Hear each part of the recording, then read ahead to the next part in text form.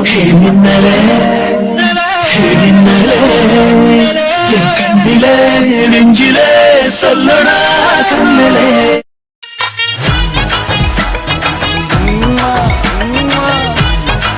மின்னல், ஏடா என்ன பண்ற? என்னென்னமோ பண்ணணும்னு தோணுது, ஆனா எங்க இருந்து ஆரம்பிக்கிறதுன்னு தெரியலையே. நீ ஒன்னும் ஆரம்பிக்கண்டா, நான் ஆரம்பிக்கிறேன். நீ ஆரம்பிக்கிறியா? உனக்கு தெரியுமா? தெரியும்டா, நீ எவ்வளவு பெரிய ஃப்ராட்னு நல்லாவே தெரியும். முதல்ல தள்ளி போடா. ஹேய், எங்கடி தள்ளி விடுற? இதுக்கு தான் என்ன வர சொன்னியா? நான் உன்கிட்ட பேசதான் வர சொன்னேன். எது இப்படி 10 மீட்டர் இடைவெளி விட்டு உட்காந்து பேசுறதுக்கா? இது போன்லயே பேசிருக்க வேண்டியதானே, எதுக்கு நீ நேர்ல வர சொன்ன? ஓ, முன்னாடி எல்லாம் என்ன நேர்ல பார்க்கணும்னு சொல்லுவேன். இப்போ அந்த பூஜா கிட்ட போனதுக்கு அப்புறம் என்ன நேர்ல பார்த்து பேசுறது கூட உனக்கு போர் அடிச்சு போச்சா? பூஜா கிட்ட போனதுக்கு அப்புறமா? ஏய், எதை கொண்டு போய் எது கூடடி முடிச்சு போடுற? நான் எதையும் முடிச்சு போடல, நீதான் பாக்குறவங்களை எல்லாம் அடிச்சு போட்டுக்கிட்டு இருக்க. அடிச்சு போடுறனா? ரைமிங் நல்லா இருக்கு, ஆனா என்னன்னு புரியல, தெளிவா சொல்லு. எனக்கு புரியாதுடா. ஒருத்தர் 2 பேர் அடிச்சா எனக்கு புரியும், பாக்குறவங்களை எல்லாம் போட்டு அடிச்சா எனக்கு எப்படி புரியும்? பாக்குறவங்களை எல்லாம் அடிக்கிறனா? ஏய், என்னடி உளறிக்கிட்டு இருக்க? நான் யார அடிச்சேன்? யார் அடிச்சேன்னு கூட தெரியாதா? சரி, நானே சொல்றேன். அந்த ராகேஷ் எதுக்கு அடிச்ச? நான் ராகேஷ் அடிச்சேன்னு உனக்கு எப்படி தெரியும்? ஏன், எனக்கு தெரியாதுன்னு நினைச்சுதான் அடிச்சியா? தெரிஞ்சாலும் எனக்கு எந்த கவலையும் இல்ல, ஆனா எப்படி தெரியும்னு சொல்லு.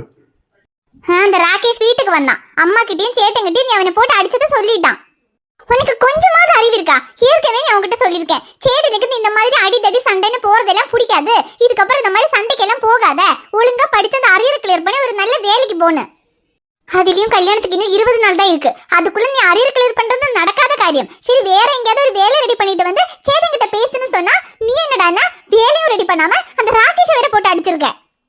சேட்டனே இப்பதான் நான் உன்னை லவ் பண்றேன்னு தெரிஞ்சதுக்கு அப்புறம் கொஞ்சம் மனசு மாறி நீ மட்டும் பொறுப்பு ஒரு வேலைக்கு போனா உனக்கு என்ன கல்யாணம் பண்ணி வைக்கலான்ற முடிவுக்கு வந்தான். அதுக்குள்ள அந்த ராகேஷ போட்டு அடிச்சு நீ இந்த ஜென்மத்தில் திருந்தவே மாட்டேன்னு நீயே நிரூபிச்சுக்கிட்டு இருக்க. சொல்லுடா, இந்த ராகேஷ் அடிச்சா அவன் வந்து சேட்டன் கிட்ட சொல்லுவேன்னு உனக்கு தெரியாதா? எதுக்குடா அவனை போட்டு அடிச்ச? நீ இரு, என்னமோ அடிச்சேன்னு கத்திக்கிட்டு இருக்க. ஆமாண்டி அடிச்சேன், நான் அவனை அடிச்சேன்னு வந்து சொன்னானே, எதுக்கு அடிச்சேன்னு சொல்லலையா? அவன் என்கிட்ட என்ன சொன்னான் தெரியுமா? நான் நினைச்சா அவளை எங்க வேணா வெளியே கூட்டு போலாம், ஒரே ஒரு அவுட்டிங் அவளை வெளியே கூட்டு போனேன்னா என்ன ஸ்பெஷல் நான் தெரிஞ்சுக்குவேன். எங்கெல்லாம் என்னெல்லாம் இருக்கு எல்லாம் தெரிஞ்சுக்குவேன். சொல்றி, இதை கேட்டு என்ன கையை கட்டிட்டு சும்மா இருக்க சொல்றியா? இப்ப கூட உன்ட்ட சண்டை போட மாட்டேன்னு சொன்ன ஒரே காரணத்துக்காக தான் அவனை ஒரு அடியோட விட்டேன். இல்லன்னு வெயி. என்னமோ நான் அவனை அடிச்சிட்டேன்னு கத்துனேன், இப்ப சொல்றி நான் அவனை அடிச்சது தப்பா? அவன் பேசின பேச்சுக்கு நான் இல்ல, உன் அண்ணன் இருந்தாலும் இதைதான் பண்ணிருப்பான். ஆனா அப்படி பேசினாலும் எப்படி சேட்டனுக்கு தெரியும்? சேட்டனை பொறுத்த வரைக்கும் நீ அவனை போட்டு அடிச்சிட்டேன்னு சேட்டன் உன் மேல கோவமா இருக்கான். அதுக்கு நான் என்ன பண்ண முடியும்? என்னால நல்லவனா இருக்க மட்டும் தான் முடியும். நான் நல்லவனு உன் அண்ணன் கிட்ட நிரூபிக்கிறதுக்காக என்னால நடிக்கலாம் முடியாது. நீ நடிக்கணும் நான் சொல்லல. சரி, அவன் அடிச்சது கூட விடு. இன்னும் 20 நாள்ல கல்யாணம். அதுக்குள்ள ஒரு வேலை ரெடி பண்ணிட்டு வந்து என் சேட்டன் கிட்ட பேசுறேன்னு சொன்னல, வேலை ரெடி பண்ணியா? சொல்லுடா, வேலை ரெடி பண்ணியா? அது வந்து பாத்துக்கிட்டே இருக்கேன்டி. பாத்துக்கிட்டே இரு. இன்னும் 20 நாள் தான் இருக்கு. அதுக்குள்ள அந்த ராகேஷ் என் கழுத்துல தாலி கட்டிடுவான். கட்டுவான். அதுக்கு நாங்க விட்டுருவோம் பாரு. நீ விட மாட்டேங்கிற தைரியத்துல தாண்டா 20 நாள்ல கல்யாணம்னு சொல்லியும் நான் கவலைப்படாம தைரியமா இருக்கேன். ஆனா 20 நாள்ல எப்படி நீ இந்த கல்யாணத்தை நிறுத்த போற? சேட்டன் கிட்ட பேசி எப்படி நம்ம கல்யாணத்துக்கு சம்மதம் வாங்க போறேன்னு தான் எனக்கு தெரியல. அதை பத்தி எல்லாம் நீ கவலைப்படாதடி, அதெல்லாம் நான் பாத்துக்கிறேன். முதல்ல எதுக்கு என்ன பார்க்க வர சொன்ன அதை சொல்லு. ஏடா, அததானே இவ்வளவு நேரம் சொல்லிட்டு இருந்தேன். எதுக்கு அந்த ராகேஷ போட்டு அடிச்சேன்னு கேட்க தான் வந்தேன். ஓ, அப்ப மேடம் ரொமான்ஸ் பண்றதுக்காக கூப்பிடல. இவ்வளவு பிரச்சனைக்கு இடையிலயும் திருந்துறானான்னு பாரு. இங்க பாரு, நீ எதுக்கு வேணும்னாலும் என்ன வர சொல்லிருக்கலாம், ஆனா நான் வந்தது அதுக்குதான். எதுக்கு? ஏடா இங்க பாரு, இப்பதானே உங்ககிட்ட விளையாட்டுத்தனத்தையெல்லாம் நிறுத்திட்டு கொஞ்சம் சீரியஸா இருக்கணும்னு சொன்னேன். ஒழுங்கா சீரியஸா ஒரு நல்ல வேலைக்கு போயிட்டு சேட்டங்கிட்ட வந்து கல்யாணத்துக்கு சம்மதம் வாங்குற வழியை பாரு. உன் அண்ணன் கிட்ட சம்மதம் நான் வாங்கிக்கிறேன், முதல்ல நீ கொடுக்க வேண்டியதை கொடு. எந்த கொடுக்கணும்? கொடுக்கறதுக்கெல்லாம் ஒண்ணும் இல்ல, நான் வீட்டுக்கு போறேன். என்ன சிவநேரம் படுத்து தூங்கிட்டு இருந்தவனை எழுப்பி பாக்கவான்னு உசுப்பேத்தி விட்டுட்டு இப்ப வந்ததுக்கு அப்புறம் ஒண்ணும் கிடையாது போனா? அதெல்லாம் முடியாது. நான் வேற வண்டியில வரும்போது என்னெல்லாமோ இமேஜின் பண்ணிட்டுலாம் வந்தேன். ஒழுங்கா ஏதாவது கொடுத்துட்டு போயிரு. வரும்போது எப்படி இமேஜின் பண்ணிட்டு வந்தியோ, போகும்போது அது கிடைச்ச மாதிரி இமேஜின் பண்ணிட்டே வீட்டுக்கு போ. ஹோய், என்ன விளையாடுறியா? இப்ப நீ குடுக்கலன்னு வெயி, இங்க நடக்கிறதே வேற. என்னடா என்ன பண்ணுவ? என்ன பண்ணுவனா? நீ குடுக்கலன்னா என்ன, நான் குடுக்கறேன். ஏடா வேண்டாம். பொண்ணுங்க டிக்ஷனரியில வேண்டான்னு சொன்னா வேணும்னு அர்த்தமாமே. சக்தி சொன்னான். அப்படியெல்லாம் ஒண்ணும் இல்ல. ஏன் டிக்ஷனரியில வேண்டானா வேண்டான்னு தான் அர்த்தம். ஏண்டி அப்ப நீ பொண்ணு இல்லையா? ஏடா சரி, நீ பொண்ணா இல்லையான்றதெல்லாம் அப்புறமா பாத்துக்கலாம். முதல்ல நான் கொடுக்க வேண்டியதை கொடுத்துட்றேன். கண்ணை மூடு. ஏடா வேண்டாம். கண்ணை மூடுன்னு சொன்னேன். பெண்ணே உனது மெல்லிடை பார்த்தேன், அடடா பிரம்மன் கஞ்சனடி. சற்றே நிமர்ந்தேன், தலை சுற்றி போனேன், ஆஹாவனே வல்லனடி. மின்னலை பிடித்து தூழிகை சமைத்து ரவிவர்மன் எழுதிய வதனமடி. 100 அடி பளிங்கை 6 அடியாக்கி சிற்பிகள் செதுக்கிய உருவமடி. இதுவரை மண்ணில் பிறந்த பெண்ணில் நீதான் அழகியடி. இத்தனை அழகும் மொத்தம் சேர்ந்து என்னை வதைப்பது கொடுமையடி. அன்பே அன்பே கொல்லாதே. ஏடா என்ன பண்ற? நான் கொடுக்குறேன்னு சொன்னதை கொடுத்துட்டு இருக்கேன். எந்து? பார்த்தா தெரியல, கொலுசு உன்னோடதுதான். ஏடா இதையே கொடுக்கறேன்னு சொன்னேன். ஆமா, பின்ன நீயும் எத்தனை நாளைக்கு தான் ஒத்த கால் கொலுசோடயே இருப்ப? அதான் உன் கொலுச உன் கல்லையே போட்டு விட்டுட்டேன். என்னமோ இந்த கொலுசை ஏன் ஞாபகமா உன்கிட்டயே வச்சுக்கிறேன்னு சொன்ன. இப்ப என் ஞாபகம் உனக்கு வேண்டாமா? அது நீ என்ன விட்டு போனப்போ உன் ஞாபகமா இருக்கட்டும்னு என்கிட்டயே வச்சுக்கிட்டேன். ஆனா இப்பதான் நீ என்கிட்ட வந்துட்டியே. நீயே எனக்கு கிடைச்சதுக்கு அப்புறம் உன்னை ஞாபகப்படுத்துறதுக்கு இந்த கொலுசு தான் வேணுமா? அது மட்டும் இல்லாம இந்த கொலுசு என் கையில இருக்கிறத விட உன் காலில் இருக்கும்போது தான் ரொம்ப அழகா இருக்கு. அப்புறம் இன்னும் கொஞ்ச நாள்ல தான் நீயே என்கிட்ட வர போறியே. அதனால இந்த கொலுசு உன்கிட்டயே இருக்கட்டும். அப்புறம் இந்த கொலுசை நான் உன் காலில் போட்டு விட்டதுக்கு இன்னொரு காரணமும் இருக்கு.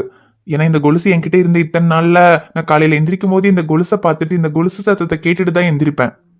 இந்த கொலுசோட சத்தத்தை கேட்கும்போது நீயே என் பக்கத்துல இருக்க மாதிரி இருக்கும். நாளையில இருந்து இந்த கொலுசு சத்தம் கேட்கலன்னா நான் உன்னை ரொம்ப மிஸ் பண்ணுவேன்.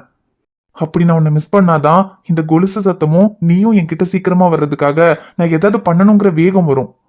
அதே வேகத்தோட சீக்கிரமா உன் அண்ணனோட மனசை மாத்தி உன்னை கல்யாணம் பண்ணிக்குவேன். ஏடா இதெல்லாம் சீக்கிரமா நடக்கும்ல? கண்டிப்பா நடக்கும்டி. கூடிய சீக்கிரமே நான் காலையில எந்திரிக்கும் போது இந்த கொலுசு சத்தத்தையும் இந்த மெட்டி சத்தத்தையும் கேட்டுதான் எந்திரிப்பேன். சரி, அது இருக்கட்டும். நான் உன் காலில் கொலுசு போட்டு விட்டதும் இதுதான் கொடுக்குறேன்னு சொன்னியான்னு கேட்ட. அப்போ இது இல்லைன்னா நான் வேற என்ன கொடுக்குறேன்னு சொன்னேன்னு நீ நினைச்ச? அது ஒண்ணும் இல்லையே. ஒன்னும் இல்லையா? ஏய், நீ என்ன நினைச்ச நான் சொல்லட்டா? அடச்சி போடா. ஃப்ராடு. நீ நினைக்காததை கொடுத்தேன்ல, இப்ப நீ நினைச்சதை கொடுக்குறேன். ஒண்ணும் வேண்டாம் போடா. போடனா வாடான்னு தானே அர்த்தம். வரையிரு. நந்தவனம் இது இங்கேதான், நான் எந்த ஜீவனை நேரினில் பார்த்தேன். நல்லவளே அன்பே உன்னாதம், நாளைகள் மீது ஒரு நம்பிக்கை கொண்டேன். நொடிக்கொரு தரம் உன்னை நினைக்க வைத்தாய், அடிக்கடி என்னுடன் சிரிக்க வைத்தாய். நொடிக்கொரு தரம் உன்னை நினைக்க வைத்தாய், அடிக்கடி என்னுடன் சிரிக்க வைத்தாய். முதல் பார்வை நெஞ்சில் என்றும் உயிர் வாழுமே, உயிர் வாழுமே. முதலில் பார்த்தேன் காதல் வந்ததே, என்னை மறந்து எந்த நிழல் போகுதே.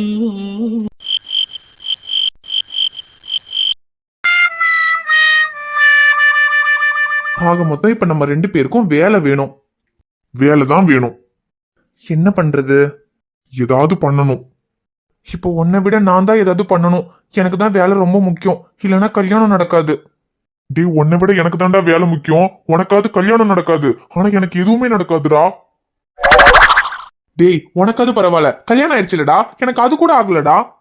டேய், உனக்காவது பரவாயில்ல, கல்யாணம் ஆகல, அதனால எதுவும் ஆகலன்னா பரவாயில்ல. ஆனா எனக்கு கல்யாணம் ஆயிடுச்சுடா. கல்யாணம் ஆயிட்டு எதுவும் ஆகாம இருக்கிறது தாண்டா ரொம்ப கஷ்டம். டேய், நீயாவது பரவாயில்ல, கல்யாணம் ஆகி கொஞ்ச நாளாவது ஜாலியா இருந்துட்ட. ஆனா நான் இன்னும் எதையுமே பாக்கலடா. டேய், நீயாவது பரவாயில்ல, எதையுமே பார்க்கல, ஆனா நான் எல்லாத்தையுமே பாத்துட்டேன்டா. பார்க்காம இருக்கிறது பிரச்சனை இல்ல, பார்த்துட்டு பார்க்காம இருக்கிறது தாண்டா பிரச்சனை. டேய் இப்ப என்னடா சொல்ல வர? நீ என்ன சொல்ல வரையோ அதான் நானும் சொல்ல வரேன். ஐயோ சரி, ஆக மொத்தம் இப்ப நம்ம 2 பேருக்குமே உடனே வேலை வேணும், அவ்வளவுதானே? அவ்வளவுதான். அதுக்கு தான் என்ன பண்றதுன்னு தெரியலையே. தெரிஞ்ச ஊர்னா பரவாயில்ல, தெரியாத இந்த ஊர்ல யார்கிட்டடா போய் வேலை கேக்குறது? அப்படியே வேலை கேட்டாலும் நம்மள நம்பி யாரா வேலை கொடுப்பா? அது கொஞ்சம் யோசிக்க வேண்டிய விஷயம்தான். தெரிஞ்ச ஊர்லயே உன்னையும் என்னையும் நம்பி எவனும் வேலை கொடுக்க மாட்டான். தெரியாத ஊர்ல கொஞ்சம் கஷ்டம்தான்டா. அடே என்னடா நீ நான் சொல்ல சொல்ல கவுண்டர் கொடுத்துட்டு இருக்க? வேலைக்கு என்ன பண்றதுன்னு சொல்றா? அது தெரிஞ்சாதான் சொல்ல மாட்டேனாடா, தெரியாம தானடா கவுண்டர் கொடுத்துட்டு இருக்கேன். அட போடாங்கு, உன்கிட்ட போய் கேட்டேன் பாரு. டேய் இன்னைக்கு வேற அவ என்ன சொன்னா தெரியுமா? இன்னும் 20 நாள்ல கல்யாணம், அதுக்குள்ள எப்படியாவது ஒரு நல்ல வேலை ரெடி பண்ணி என் மாமன்ட்ட போய் பேசி இந்த கல்யாணத்தை நிறுத்தணும். 20 நாள் தான் இருக்கு. 20 நாள்ல நான் வேலை ரெடி பண்ணனா என் மாமன்ட்ட போய் என்னால பேசவே முடியாதுடா. டேய் உனக்காவது பரவாயில்ல, உன் ஆளு 20 நாள் டைம் கொடுத்துருக்கா. ஆனா என் ஆளு எனக்கு இன்னைக்கு நைட்டு வரைக்கும் தானே டைம் கொடுத்தா. இன்னைக்கு நைட்டு மட்டும் வேலையோட வரலன்னா நீங்க ஹால்லயே படுத்துக்கங்கன்ட்டா. இப்ப நான் போனா என்ன பெட்ரூம்குள்ளேயே சேர்த்த மாட்டாடா. என்னடா தேடுற? இங்க ஒரு கல்லு கிடந்துச்சு, அதான் எங்கன்னு பாத்துக்கிட்டு இருக்கேன். டேய் அட்டிங்க அவனே கல்லாலே அடிச்சு மண்டையை உடைச்சிருவேன்டா. நான் எவ்வளவு சீரியஸா பேசிக்கிட்டு இருக்கேன், அவனே காமெடி பண்ணிட்டு இருக்கேன். காமெடி பண்றனா? டேய் என் பொண்டாட்டி என்ன பெட்ரூம்குள்ள சேர்த்த மாட்டான்னு கதறிக்கிட்டு இருக்கேன். உனக்கு இது காமெடி பண்ற மாதிரி தெரியுதா? வேலை மட்டும் ரெடி பண்ணலன்னு வெயி, நீ அது பரவாயில்ல, கல்யாணம் ஆகாம பேச்சுலர் தான் இருப்ப. ஆனா நான் கல்யாணம் ஆகியும் பேச்சுலர் தான் இருக்கணும்டா. ஐயோ அதுக்கு தாண்டா இப்ப நம்ம 2 பேரும் வேலை ரெடி பண்ணோம். அததான் எங்க போய் ரெடி பண்றது, யார்கிட்ட கேக்குறதுன்னு தெரியல. டேய் நம்ம என்ன வேற யார்கிட்டயோ போய் கேட்கணும்? பேசாம உன் கதிர் மாமா கிட்டே கேட்டா என்ன? கதிர் மாமா கிட்டியா? ஆமாண்டா, இந்த கையில வெண்ணையை வச்சுக்கிட்டு நெய் கலையறதுன்னு சொல்லுவாங்கல்ல, அந்த மாதிரி உன் அப்பாவோட அவ்வளவு பெரிய ஆபீஸையே கதிர் மாமாவோ அவங்க அப்பா வந்து பாத்துக்கிறாங்க. நமக்கு ஒரு வேலை வேணும்னு கேட்டா அவங்க என்ன கொடுக்க மாட்டாங்களா? வேலையா? எம்டி சீட்டே அவனுக்கு தானே சக்தி. அண்ணா வாங்கண்ணே. 2 பேரும் இங்கதான் உட்காந்து பேசிட்டு இருக்கீங்களா? நான் அப்பவும் நினைச்சேன் சிவாவை இன்னும் காணமே, ஒருவேளை உன் கூட தான் இருப்பானோன்னு பார்க்கதான் வந்தேன். அப்புறம் அவன் என்ன விட்டா வேற யாரு கூட இருப்பான்? என் கூட தான் இருக்கான். சரி சக்தி, உன் கூட தான் இருப்பான்னு எனக்கு தெரியுமே, அதான் இங்க வந்தேன். அப்புறம் சக்தி வீடெல்லாம் பரவாயில்லையா? வசதியா இருக்கா? வீடெல்லாம் ஒன்றும் பரவாயில்லண்ணா, எல்லாம் நல்லா வசதியா தான் இருக்கு. ஆனா எதுக்குண்ணா இவ்வளவு பெரிய வீடு? கொஞ்சம் சின்ன வீடாவே பார்த்துருக்கலாம். ஏன் சக்தி, பெரிய வீடா இருந்தா நல்லது தானே? இல்லைன்னா அது பெரிய வீடுனா வாடகையும் கொஞ்சம் அதிகமா இருக்கும்ல, அதான். அதுக்கே என்ன சக்தி, வாடகை நான் தானே கொடுக்க போறேன், அதெல்லாம் நான் பாத்துக்கிறேன். நீ அதை பத்தி எல்லாம் உனக்கு கவலைப்படாத. ஐயோ அண்ணா அதெல்லாம் வேண்டாண்ணே, உங்களுக்கு எதுக்கு கஷ்டம்? அதெல்லாம் நானே பாத்துக்கிறேண்ணே. நீயே பாத்துக்கிட்டியா? எப்படி பாத்துக்குவ? இப்பதான் 2 பேரும் வேலையிலன்னு உட்காந்து பேசிக்கிட்டு இருந்தீங்க, அப்புறம் வாடகை எப்படி கொடுப்ப? அண்ணா அது என்ன சக்தி, நீ என்ன வேற யாரோவா? எனக்கு சிவா எப்படியோ அப்படிதான் நீயும். இந்த வாடகை பத்தி எல்லாம் நீ கவலைப்படாத, அதெல்லாம் நான் பாத்துக்கிறேன். அப்புறம் 2 பேரும் என்னமோ நான் வரும்போது வேலை ரெடி பண்ணணும்னு பேசிட்டு இருந்தீங்களே, என்னடா சிவா, மாமாவோட அவ்வளவு பெரிய ஆபீஸ்க்கு முதலாளியே நீதான், உனக்கு எதுக்குடா வேலை? நம்ம ஆபீஸ்ல உனக்கு கீழே 2000 பேர் வேலை பாக்குறாங்கடா. நீங்க 2 பேரும் என்னடானா யாருக்கிட்ட போய் வேலை கேட்கறதுன்னு உட்காந்து பேசிக்கிட்டு இருக்கீங்க. மாமா இருக்கும்போது நான் சின்ன பையன்தான், ஆனா எனக்கு இன்னும் நல்ல ஞாபகம் இருக்குடா சிவா. நம்ம ஆபீஸ்ல மாமா அந்த எம்டி சேர்ல உட்கார்ந்து இருக்கிறத பாக்குறதுக்கே அப்படியே சும்மா நெருப்பு மாதிரி இருக்கும்டா. சின்ன வயசுல ஸ்கூல் முடிச்சதுக்கு அப்புறம் அத்தை என்னையும் அமுதாவையும் வீட்டுக்கு கூட்டிட்டு வர்றதுக்கு முன்னாடி மாமாவோட ஆபீஸ்க்கு கூட்டிட்டு போவாங்க. அப்போ மாமா அந்த எம்டி சேர்ல கால் மேல கால் போட்டு உட்காந்து ஃபைல் பார்த்துட்டு இருப்பாரு. அவர் உட்கார்ந்து இருக்கிற அந்த ஸ்டைல பார்க்கும் போதெல்லாம் எனக்கு தோணும்டா, நம்மளும் பெரிய பையனானதுக்கு அப்புறம் மாமா மாதிரியே ஒரு பெரிய ஆபீஸ்க்கு எம்டி ஆகணும்னு. அந்த வயசுலயே என்னோட இன்ஸ்பிரேஷனே மாமா தான்டா. ஆனா எப்ப மாமா போனாரோ அதுக்கப்புறம் இந்த எம்டி சேர்ல என் அப்பாவை பார்த்து பார்த்து எனக்கு அந்த எம்டி சேர் மேல இருந்த ஆசையே போயிடுச்சுடா. ஆனா இப்போ இத்தனை வருஷத்துக்கு அப்புறம் திரும்பவும் அந்த எம்டி சேர்ல மாமாவோட இடத்துல உன்னை பார்க்கணும்னு ஆசையா இருக்குடா சிவா.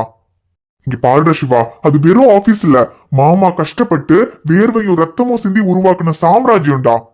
அந்த சாம்ராஜ்யத்துக்கு தலைவனா இருக்கிற தகுதி சத்தியமா என் அப்பாவுக்கு கிடையாதுடா. அந்த தகுதி மாமாவுக்கு அப்புறம் உனக்கு தான்டா சிவா இருக்கு. நாளைக்கே நீ ஆபீஸ்க்கு வர, அந்த எம்டி சேர்ல நீ தான் உட்கார்ற. அதுக்கு என் அப்பா என்ன சொன்னாலும் சரி, அதை நான் பாத்துக்கிறேன். நாளைக்கே நீங்க 2 பேரும் அங்க ஆபீஸ்க்கு வரீங்க, சரியா? இல்ல மாமா, ஆபீஸ்க்கு வரதெல்லாம் சரிப்பட்டு வராது. டேய் ஏன்டா மச்சான்? சொல்றேன் இருடா. என்ன சிவா, ஏன் ஆபீஸ்க்கு வரமாட்டேங்கிற? என் அப்பாவோட குணம் தெரிஞ்சும் திரும்பவும் உன்னையும் அப்பத்தாவையும் நான் இந்த வீட்டுக்கு கூட்டிட்டு வந்தது அந்த வீட்டையும் அந்த ஆபீஸ் பொறுப்பையும் உன் கையில சேர்க்கணுங்கிறதுக்காக தான். நீ என்னடா அந்த ஆபீஸ்க்கே வரமாட்டேன்னு சொல்ற? இல்ல மாமா, நான் ஆபீஸ்க்கே வரமாட்டேன்னு சொல்லல. ஆனா அந்த எம்டி சேர்ல உட்கார்றதுக்கான தகுதி இன்னும் எனக்கு வரலன்னு சொல்றேன். நீங்க தானே மாமா இப்ப சொன்னீங்க அந்த ஆபீஸ் என் அப்பா ரத்தமும் வேர்வையும் சிந்தி உருவாக்குன சாம்ராஜ்யம்னு. அவ்வளோ கஷ்டப்பட்டு என் அப்பாவோட உழைப்பால உருவான அந்த சாம்ராஜ்யத்துல எந்த உழைப்புமே இல்லாம டைரக்டா போய் எம்டி சீட்ல உட்கார்றதுல எனக்கு விருப்பம் இல்ல மாமா. ஏன்னா என் அப்பாவோட உழைப்புக்கு நான் முதலாளி ஆக முடியாது. நான் முதலாளியா இருக்கணும்னா அது ஏன் உழைப்புல உருவாகணும். அதனாலதான் மாமா சொல்றேன், என்னால இப்ப அந்த ஆபீஸ்க்கு வந்து எம்டி சீட்ல எல்லாம் உட்கார முடியாது. அந்த ஆபீஸ்ல எம்டி சீட்ல உட்கார தகுதி இப்போ உங்களுக்கு தான் மாமா இருக்கு. நீங்க தான் பொறுப்பா அந்த ஆபீஸ பாத்துக்கணும். நீ சொல்றது சரிதான் சிவா. ஏன்னா நீ உன் அப்பாவோட பிள்ளையாச்சே, நீ இப்படி யோசிக்கலன்னா தான் அதிசயம். மாமாவும் இப்படிதான் சிவா, 1 ரூபாய் சம்பாதிச்சாலும் அதை உழைச்சு சம்பாதிக்கணும்னு நினைப்பாரு. அதே மாதிரி நம்ம உழைப்புக்கு மேல நமக்கு ஏதாவது லாபம் வருதுன்னா அதை அவர் வச்சுக்க கூட மாட்டாரு. அது இல்லாதவங்களுக்கு எல்லாம் கொடுத்துருவாரு. அவரை பார்த்து வளர்ந்த நானே அவர்கிட்ட இருந்து இந்த மாதிரி எல்லாம் இருக்கணும்னு நிறைய விஷயங்களை கத்துக்கிட்டேன். அப்போ நீ அவரோட புள்ள, அவரை மாதிரி யோசிக்காம இருப்பியா? சரி சிவா, உனக்கு ஆபீஸ்ல வந்து எம்டி சீட்ல உட்கார்றதுக்கு விருப்பம் இல்லைன்னா பரவாயில்ல. இப்ப நீ வேற எங்கேயோ வேலை தேடி போய் வேற யாருக்கிட்டயோ வேலை செய்யறதுக்கு நீ பேசாம ஆபீஸ்க்கே வா. அங்க நான் உனக்கு வேலை சொல்லி கொடுக்குறேன், நீ அங்க வேலையாவது செய்டா. இல்ல சொந்த ஆபீஸ்லயே வேலை செஞ்சா கஷ்டமா இருக்கும்னு நினைக்கிறியா? ஐயோ மாமா, இப்ப இருக்கிற நிலைமையில எங்களுக்கு எங்கேயாவது வேலை கிடைச்சா போதும்னு இருக்கு. ஆபீஸ்ல வந்து வேலை செய்யறதுலாம் எனக்கு எந்த கஷ்டமும் இல்ல மாமா. ஆனா என்ன, எனக்கு இந்த சாஃப்ட்வேரை பத்தி எல்லாம் எதுவும் தெரியாது மாமா. எங்களுக்கு தெரிஞ்சதெல்லாம் இந்த நட்டு போல்ட்டு ஸ்பேனரு இதுதான். அதனால இங்க ஏதாவது ஒர்க் ஷாப் இருந்தா எங்க 2 பேருக்கும் அங்க ஏதாவது வேலை வாங்கி கொடுத்தீங்கன்னா நல்லா இருக்கும். ஒர்க் ஷாப்பா? டேய் என்னடா, ஒர்க் ஷாப்ல எல்லாம் போய் எப்படிடா நீ வேலை செய்வ? ஐயோ அண்ணன், அப்புறம் இதுக்கு முன்னாடி நாங்க என்ன மைக்ரோசாஃப்ட்ல வேலை செஞ்சோம்னு நினைச்சீங்களா? மெக்கானிக் வேலை தானே பாத்துக்கிட்டு இருந்தோம். ஆமா மாமா, எங்களுக்கு அந்த வேலை தான் தெரியும். டேய் சரி, காலேஜ் முடிச்சிருக்கீங்க தானே 2 பேரும்? என்ன முடிச்சிருக்கீங்க அதை சொல்லுங்க முதல்ல. ஐயோ டே மச்சான், நம்ம எங்கடா காலேஜ் முடிச்சோம்? முடிக்கல, ஆனா படிச்சோம்ல. சரி அதையாவது சொல்லுவோமா? என்னன்னு சொல்றது, பிஏ எக்கனாமிக்ஸ் வித் 24 அரியர்னா? அரியர் எதுக்குடா சொல்லணும்? அந்த பிஏ எக்கனாமிக்ஸ்ங்கிறத மட்டும் சொல்லுவோம். மாமா, அது நாங்க காலேஜ்ல படிச்சது பிஏ எக்கனாமிக்ஸ் மாமா. எக்கனாமிக்ஸா? டேய் எக்கனாமிக்ஸ் படிச்சுட்டு என்னடா மெக்கானிக் வேலை வேணும்னு கேட்டுக்கிட்டு இருக்கீங்க? எக்கனாமிக்ஸ் படிச்சிருக்கீங்க, அப்ப நம்ம ஆபீஸ்ல வேலை கத்துக்கிறது ரொம்ப ஈஸியாச்சேடா. என்ன சிஸ்டம் ஒர்க் மட்டும் கொஞ்சம் பழகிட்டா போதும். மத்தபடி நம்ம ஆபீஸ்ல பிசினஸ்க்கு தேவையான எல்லாமே எக்கனாமிக்ஸ் படிச்சிருந்தா பாத்துடலாமேடா. 2 பேரும் எக்கனாமிக்ஸ் படிச்சு முடிச்சிருக்கீங்க, இன்னும் என்னடா வேணும்? நாளையில இருந்து 2 பேரும் ஆபீஸ்க்கு வாங்கடா. ஐயோ அண்ணன், எக்கனாமிக்ஸ் படிச்சோம், ஆனா முடிக்கல. முடிக்கலையா? என்னடா சொல்றீங்க, புரியலையே. அது வந்து அண்ணன் என்னன்னா, காலேஜ் படிச்சு டிகிரி வாங்கினா தானே நான் முடிச்சிட்டோம்னு சொல்ல முடியும். ஆனா நாங்க தான் டிகிரி வாங்கலையே. ஏன் டிகிரி வாங்கல? அது அரியர் எல்லாம் கிளியர் பண்ணாதான் டிகிரி கொடுப்போம்னு சொல்லிட்டாங்கண்ணா. என்னது, அரியர் வச்சிருக்கீங்களா? எவ்வளவு அரியர்? அது ரொம்பலாம் இல்லைண்ணே, எனக்கு 24 இவனுக்கு 24, மொத்தம் 48 அரியர் தானே. அட பாவீங்களா, 3 வருஷத்துல மொத்தமே 36 பேப்பர் தான், அதுல 24 அரியர் வச்சிருக்கீங்களா? அப்ப மொத்தம் 12 பேப்பர் தான் பாஸ் பண்ணீங்களா? அது கூட இந்த கொரோனா வந்த சமயத்துல போனா பகுதிட்டு பாஸ் ஆக்கி விட்டாங்க பாத்துக்க. சிம்ரன், இப்போ உன்கிட்ட கேட்டாங்களா? ஏங்கிட்ட கேட்கலன்றாலும் என் பேரன் கேட்கும்போது சொல்ல வேண்டியது என் கடமை இல்லையா? இங்க யாருல கதிரு, இவனுக்கு முதல் வருஷ காலேஜுக்கு போகையில இந்த கொரோனா எல்லாம் வந்துட்டு பாத்தியா, அதனால இந்த காலேஜ் படிக்கிறவங்க எல்லாம் பாஸ் ஆக்கி விடணும்னு சொல்லி பரீட்சை எழுதுன எல்லாத்தையும் காலேஜ்ல பாஸ் ஆக்கி விட்டுட்டாவ. அதுலதான் இந்த முதல் வருஷம் மட்டும் இந்த 2 பையனுக்கு பாஸ் ஆனானுங்க. அதுக்கப்புறம் பாக்கி 2 வருஷமும் எல்லா பாடத்திலயும் பேரு தான் பாத்துக்க. டேய் என்னங்கடா இது, அப்ப 2 பேரும் ஒழுங்கா படிக்க மாட்டீங்களா? ஐயோ கதிரு, படிக்காம எல்லாம் ஒண்ணு கிடையாது. 2 பேரும் நல்ல விவரமான பயலுவ தான். ஆனா காலேஜுக்கு போனதை நம்மள படிக்கிறதுக்கு காலேஜ் பக்கம் தான் போகவே மாட்டாவளே. காலையில காலேஜுக்கு போறோம்னு சொல்லி இவன் மாமாங்கார கிட்ட போயே சொல்லிட்டு இந்த பேட்டை தூக்கிக்கிட்டு இந்த கிரிக்கெட் விளையாட போயிருவானுங்க பாத்துக்க. பொழுதன்னைக்கு அந்த கிரவுண்ட்லயே தான் கிடப்பானுவ. அப்புறம் எங்க இருந்து காலேஜுக்கு போக, எங்க இருந்து படிக்க, எங்க இருந்து பாஸ் ஆவ? டேய் என்னடா, நான் உங்க 2 பேரையும் ரொம்ப பொறுப்பான பசங்கன்னு நினைச்சுக்கிட்டு இருக்கேன். நீங்க என்னடா இப்படி இருந்திருக்கீங்க? ஐயோ மாமா, அப்படியெல்லாம் இல்ல மாமா. எங்களுக்கு கிரிக்கெட்னா தான் கொஞ்சம் இன்ட்ரெஸ்டே தவிர மத்தபடி நாங்க ரொம்ப பொறுப்பானவங்க தான். ஆமாமா, எவ்வளவு பொறுப்பானவங்கன்னு ஆளுக்கு 24 அரியர் வச்சிருக்கும் போதே தெரியுதுடா. அத சொல்லல கதிரு, இன்னத்துக்கு ஒழுங்கா காலேஜுக்கு போய் படிச்சு பாஸ் ஆகி இருந்தா படிச்ச படிப்புக்கு நல்ல பேண்ட் சட்டை எல்லாம் போட்டு கோட் டை எல்லாம் கட்டிக்கிட்டு பெரிய ஆபீஸ்க்கு வேலைக்கு போயிருந்திருக்கலாமா? சிம்ரன், அப்புறம் இப்போ நாங்க பேண்ட் ஷர்ட் போட்டு வேலைக்கு போகாம என்ன சுடிதார் போட்டுக்கிட்டா போயிட்டு இருக்கோம். பாத்தியால கதிரு, இப்ப கூட எப்படி குதர்க்கமா பேசுறானே. இந்த வாய் ஒண்டி தமிழ் இவருக்கு இருக்கு. சரி, இந்த வாயை வச்சுக்கிட்டு இது உருப்படி ஆவறானா? அது அவன் அப்பா மாதிரி நல்ல கோடி சுடெல்லாம் போட்டுக்கிட்டு ஏசி ரூம்ல கால் மேல கால போட்டு உட்காந்து வேலை பார்க்க வேண்டியவன் இப்ப என்னடாண்டா மெக்கானிக் வேலை பார்த்து கஷ்டப்பட்டுக்கிட்டு கிடக்கான். ஏ சிம்ரன், என் அப்பா மட்டும் என்ன எந்த கஷ்டமும் படாமையா அந்த நிலைமைக்கு போனாரு? அவரும் கஷ்டப்பட்டு உழைச்சு சம்பாதிச்சுதானே அந்த நிலைமைக்கு வந்திருப்பாரு. அதே மாதிரி நானும் ஒரு நாள் கஷ்டப்பட்டு உழைச்சு சம்பாதிச்சு என் அப்பா மாதிரி கால் மேல கால் போட்டு உட்காந்து வேலை பார்ப்பேன். அப்படி ஒன்னையும் அப்பா மாதிரி கோடி சுடெல்லாம் போட்டுக்கிட்டு நீ கால் மேல கால் போட்டு உட்காந்து வேலை பார்க்கற அழக பார்க்கணும்னு தாமலே இந்த கிழவி காத்துக்கிட்டு இருக்கேன். இந்த கிழவி போய் சேர்றதுக்குள்ளயாவது அப்படி உன்னை பாத்துருவாமலே. அதெல்லாம் பாத்துருவ சிம்ரன், ஒன்னும் கவலைப்படாத. அப்படி பாக்கிறதுக்கு முன்னாடி அந்த யமனே வந்து உன்னை கூப்பிட்டாலும் சரி, யார நான் அனுப்ப மாட்டேன்னு சொல்லிடுறேன், போதுமா? அட போலிக்கு இருக்கு பயலே, இங்க யாரே கஞ்சிரு கல்யாணம் முடிக்கிற வயசாயிட்டு இன்னும் விளையாடிட்டு கிடக்கான். இவனுக்கெல்லாம் எந்த காலத்துலமே பொறுப்பு வர்றதுக்கு? விடுங்க பத்தா, அதான் என்கிட்ட வந்துட்டானுங்கல்ல, இனி பொறுப்பு வர வைக்காம நான் விட்டுருவேனா? அப்படி சொல்லல கஞ்சிரு, உன்னை பத்தி இவங்களுக்கு தெரியல. நீ யாருன்னு போக போக தெரிஞ்சுக்கிடுவானுங்க. சரி வாமலே கஞ்சிரு, இவன் வரதுக்கு நேரமாகு, நம்ம வீட்டுக்கு போவோம். சரியா பத்தா, வாங்க போவோம். டேய் சிவா, ரொம்ப லேட் பண்ணாத, சீக்கிரமா வீட்டுக்கு வந்து சேரு. வந்துடுறேன் மாமா, நீங்க போங்க. என்னடா பொறுப்பு வர வைக்காம விட்டுருவனான்னு கதிரண்ண சொல்ற டோனே வேற மாதிரி இருக்கு. டேய் விட்றா, இவர் என்ன பண்ணிட போறாரு? அந்த ஹிட்லரையே சமாளிச்சிட்டனாமா, இந்த மாமாவை சமாளிக்கிறதா கஷ்டம். இவரை சமாளிக்கிறதெல்லாம் அப்புறம் பாத்துக்கலாம்டா. ஆனா வேலை எங்கேயாவது ரெடி பண்றேன்னு சொல்லிட்டு அதை பத்தி எதுவுமே சொல்லாம போயிட்டாரு. இப்ப எப்படிடா 20 நாளைக்குள்ள வேலை ரெடி பண்றது? வேலை ரெடி பண்ணும் தான். சரி, அதை நாளைக்கு பாத்துக்குவோம். இப்ப போய் ஒரு டீ அடிச்சுட்டு வருவோமா? டீ வேணாம், சர்பத் அடிப்போமா? அடிக்கலாமே.